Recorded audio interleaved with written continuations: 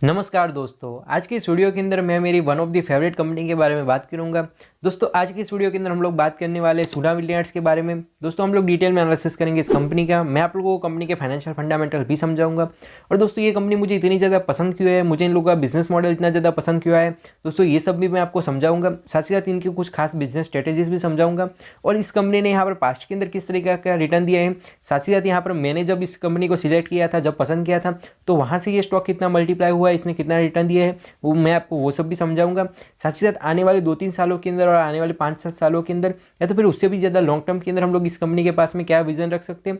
तो चलिए दोस्तों सारी की सारी बातों को जानते हैं आज के इस वीडियो के अंदर। और इसी तरीके के वीडियोस को पाने के लिए चैनल को सब्सक्राइब करके ऑल का नोटिफिकेशन बेल ऑन करना ना भूलें। दोस्तों यहाँ पर कंपनी का नाम है सूना वाइनयार्ड्स और फिलहाल स्टॉक का प्राइस जो है वो 662 रुपीज़ का चल रहा है।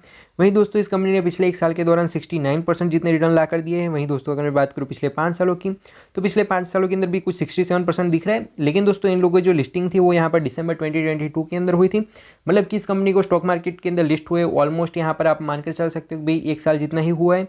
और इस कंपनी की अगर मैं बात करूँ रिटर्न की, तो जब लिस्टिंग हुई तो ऑलमोस्ट 310 रुपीज़ के आसपास में लिस्टिंग हुई थी। और फिलहाल जो स्टॉक का प्राइस है वो 662 रुपीज़ का चल रहा है। मतलब कि 1 साल के अंदर स्टॉक ने 100% का रिटर्न ला कर दिया है। वहीं दोस्तों अगर मैं बात करूँ इनको मार्केट कैप की, तो 4200 करोड़ के मार्केट कैप के साथ में एक स्मॉल कैप कंपनी है। वहीं दोस्तों अगर मैं बात करूँ लोगों इस सेक्टर की, तो ये लोग यहाँ पर अल्कोहल एंड बेवरेजेस के सेक्टर में से आते हैं। मतलब कि दोस्तों ये कंपनी जो शराब बनाती है, दारू बनाती है, और उसके अंदर भी स्पेशली दोस्तों जो प्योर वाइन होती है, जो स्टैंडर्ड वाइन होती है, तो उसका दोस्तों ये लोग बिजनेस करते हैं। और वाइन के मार्केट की अगर मैं बात करूँ तो इंडिया के अंदर ये one of the largest company है वाइन मैन्युफैक्चरिंग, सेलिंग एंड उसके प्रोडक्शन से रिलेटेड बिजनेस के अंदर।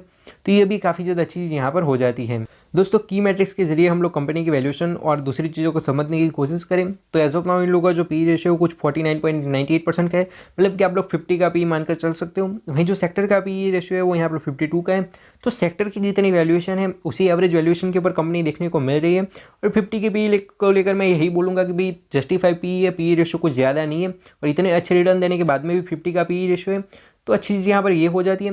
क्योंकि दोस्तों मैं आपको ये समझाना चाहता हूँ कि जो अल्कोहल का जो वाइन का बिजनेस है दोस्तों, इसकी इंडिया के अंदर काफ़ी ज़्यादा लोग इंटरेस्टेड है। प्लस इस बिजनेस को जो है ओवरऑल जो मार्केट है वो काफ़ी ज़्यादा अच्छा पी देता है।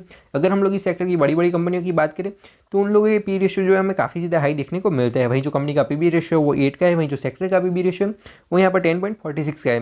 तो सेक्टर के कंपेरेटिवली यहाँ पर पी बी रेशियो भी अच्छा देखने को मिल रहा है। वही जो कंपनी की डिविडेंड यील्ड है वो 1.67% की है। तो ये भी अच्छी सी देखने को मिल रही है कि कंपनी जो यहाँ per year on year regularly dividend भी दे रही है। तो ये भी काफ़ी ज़्यादा अच्छी चीज़ यहाँ पर हो जाती है। दोस्तों अगर हम लोग बात करें यहाँ पर कंपनी के फाइनेंशियल्स की, 2020 के अंदर कंपनी लॉस मेकिंग थी। कंपनी ने यहाँ पर 15 करोड़ का लॉस बुक करा था। फिर 2021 के अंदर जाकर कंपनी प्रॉफिटेबल बनी, कंपनी ने ऑलमोस्ट 3 करोड़ का प्रॉफिट बुक करा। फिर 2022 के अंदर कंपनी ने यहाँ पर सीधा ही 52 करोड़ का प्रॉफिट बुक करा। एंड लास्ट फाइनेंशियल ईयर के अंदर कंपनी ने यहाँ पर 84 करोड़ का प्रॉफिट बुक करा। तो आप लोग समझ सकते हो कि ईयर ऑन ईयर रेवेन्यू के अंदर और प्रॉफिट के अंदर काफ़ी ज़्यादा अच्छी ग्रोथ हुई है। कंपनी का बिजनेस काफ़ी ज़्यादा अच्छी तरीके से रन हुआ है। और दोस्तों साथ ही साथ मैं आपको यहाँ पर अच्छी अच्छी चीज़ें भी समझाना चाहता हूँ। इन लोगों का जो बिजनेस है वो इतनी अच्छी तरीके से चला, इन लोगों ने इतने अच्छे प्रॉफिट निकाले। इसके पीछे का रीज़न दोस्तों इन लोगों का जीनियस बिजनेस स्ट्रेटेजी है। इन लोगों का जो नासिक के अंदर एक बहुत ही बड़ा फार्म है जहाँ पर ये लोग यहाँ पर जो वाइन की मैन्युफैक्चरिंग का बिजनेस करते हैं, तो वहाँ पर उन लोगों ने थोड़ा बहुत पार्क जैसा भी बना रखा है। तो वहाँ पर क्या होता है कि जो लोग हैं वो आसपास के लोग वहाँ पर घूमने फिरने के लिए भी आते हैं। तो टूरिज्म के चलते भी ये कंपनी यहाँ पर प्रॉफिट बनाती है। साथ ही साथ दोस्तों हर साल इन लोगों का सूला फेस्ट करके भी एक प्रोग्राम होता है, जिसके अंदर दोस्तों क्या होता है कि ये लोग यहाँ पर टेस्टिंग के लिए लोगों को थोड़ी बहुत फ्री वाइन देते हैं, प्लस थोड़ा बहुत गाना बजाना और ये सारी चीज़ें होती है। तो उसके चलते नए नए कस्टमर भी इनको मिलते हैं, ढेर सारे लोग भी वहाँ पर आते हैं, तो फ्री के अंदर मार्केटिंग भी हो जाती है। तो दोस्तों ये सारी अच्छी चीज़ें भी हमें इस कंपनी को लेकर देखने को मिलती है। दोस्तों अगर हम लोग बात करें यहाँ पर शेयर होल्डिंग पैटर्न की, तो दोस्तों इस कंपनी की शेयर होल्डिंग पैटर्न काफ़ी ज़्यादा इंटरेस्टिंग है। प्लस जो प्रमोटर की जो स्ट्रेटेजी है वो लोग जिस तरीके से यहाँ पर सारी चीज़ें कर रहे हैं वो भी मैं आपको समझाऊंगा। और ओवरऑल इसकी शेयर होल्डिंग के अंदर क्या हो रहा है और हम लोग इसके चलते यहाँ पर फ्यूचर के अंदर ये कंपनी किस तरीके के रिटर्न देगी ये भी मैं आपको समझाता हूँ। एज ऑफ नाउ कंपनी के प्रमोटर की होल्डिंग 26.27% की है। वही जो म्यूचुअल फंड की होल्डिंग है वो इस कंपनी के अंदर यहाँ पर 16.46% की है। तो ये भी काफ़ी ज़्यादा अच्छी हो जाती है। साथ ही साथ DIs की होल्डिंग 1% की है। वही जो FIs की यानी कि फॉरेन इंस्टीट्यूशनल इन्वेस्टर्स हैं उन लोगों की होल्डिंग जो है हमें वो 20.62% की देखने को मिल रही है। मतलब कि दोस्तों उन लोगों को इस कंपनी के अंदर काफ़ी ज़्यादा इंटरेस्ट है, तो ये काफ़ी ज़्यादा अच्छी चीज़ यहाँ पर हो जाती है। साथ ही साथ रिटेलर्स एंड अदर पार्टी की जो होल्डिंग है हमें 35.59% की देखने को मिल रही है।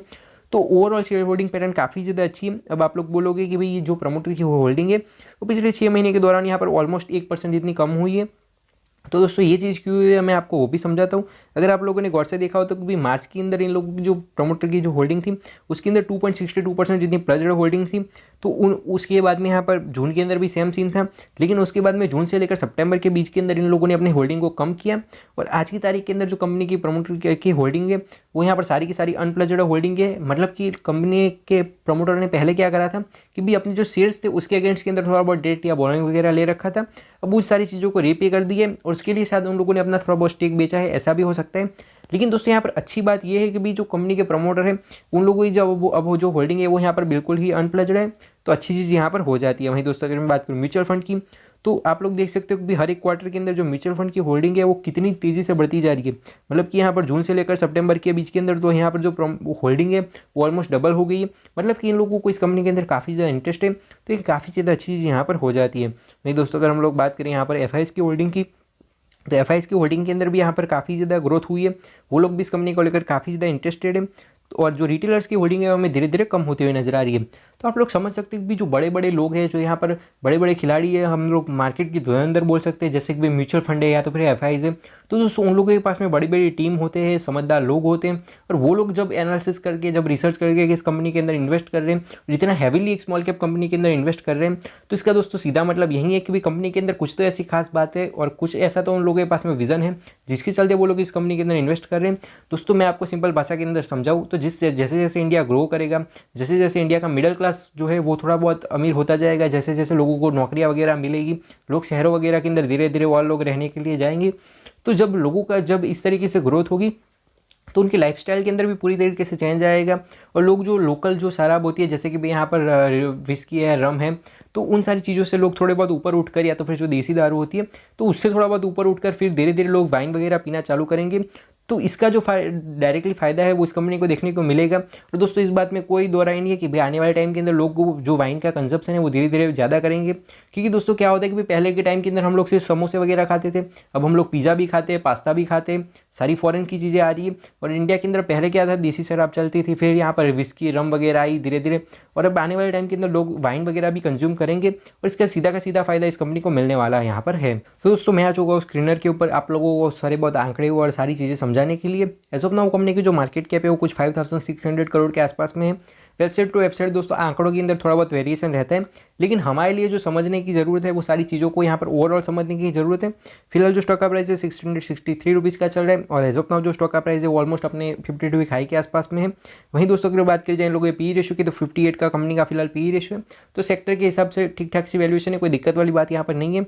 प्लस इन लोगों का जो डिविडेंड यील्ड है वो हमें 0.80% का देखने को मिल रहा है। दोस्तों ये जो आंकड़े हैं वो उस एप्लीकेशन और इसके अंदर अलग अलग क्यों दिख रहे हैं, क्योंकि दोस्तों जब स्टॉक का प्राइस रिसेंटली बढ़ गया है तो इसके चलते इन आंकड़ों के अंदर काफ़ी ज़्यादा चेंजेस यहाँ पर आ गए हैं। फिलहाल इन लोगों का जो रिटर्न ऑन कैपिटल एम्प्लॉयड, यानी कि ये लोग जो पैसा अपने धंधे के अंदर लगा रहे हैं उसके ऊपर ऑलमोस्ट 20% जितने रिटर्न लाकर दे रहे हैं, तो दोस्तों ये भी काफ़ी ज़्यादा अच्छा यहाँ पर हो जाता है। वहीं इन लोगों का जो रिटर्न ऑन इक्विटी है वो हमें 18% का देखने को मिल रहा है, तो ये भी काफ़ी ज़्यादा अच्छा है।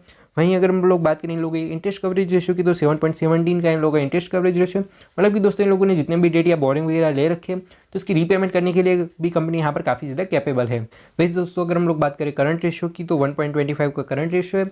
तो करंट एसेट के कंपेरेटिवली जो यहाँ पर लाइबिलिटीज़ के कंपेरेटिवली कंपनी के पास में ज़्यादा एसेट है, लेकिन ये रेशियो को उतना भी एग्रेसिव नहीं है। लेकिन दोस्तों आप लोगों को ये बात ध्यान में रखना पड़ेगा कि भाई लाइबिलिटी के कंपेरेटिवली कंपनी के पास में एसेट ज़्यादा है, तो कोई दिक्कत वाली बात यहाँ पर नहीं है। प्लस इन लोगों का जो इक्विटी कैपिटल है वो 16 करोड़ का है।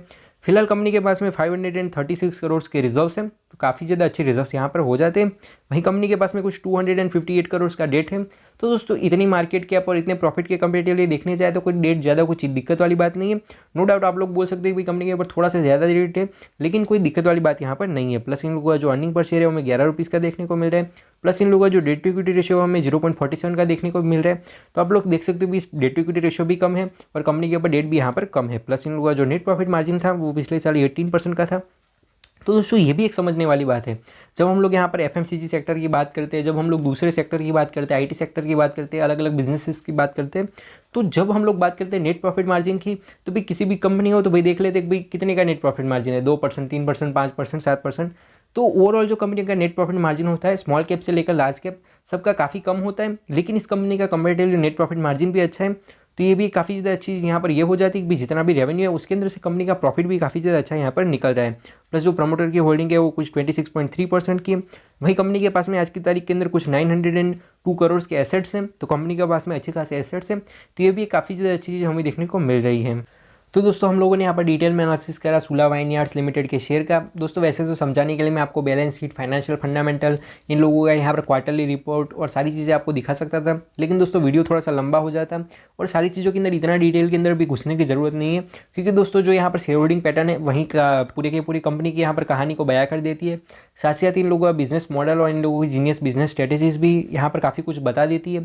साथ ही साथ जो प्रमोटर है उन्होंने अपनी स्मार्टली अपने ऊपर जितना भी डेट या बोरिंग वगैरह था उसको धीरे धीरे जिस तरीके से कम करा है, अपने बोरिंग को प्लज में से अनप्लज करा है, ये भी काफ़ी ज़्यादा अच्छी चीज़ यहाँ पर हो जाती है। तो दोस्तों अब अगर मैं बात करूँ मेरे पर्सनल ओपिनियन की, पर्सनली मुझे कंपनी काफ़ी ज़्यादा अच्छी लगी है और आप लोग इस कंपनी को लेकर शॉर्ट टर्म का भी विजन रख सकते हो, लॉन्ग टर्म का भी विजन रख सकते हो।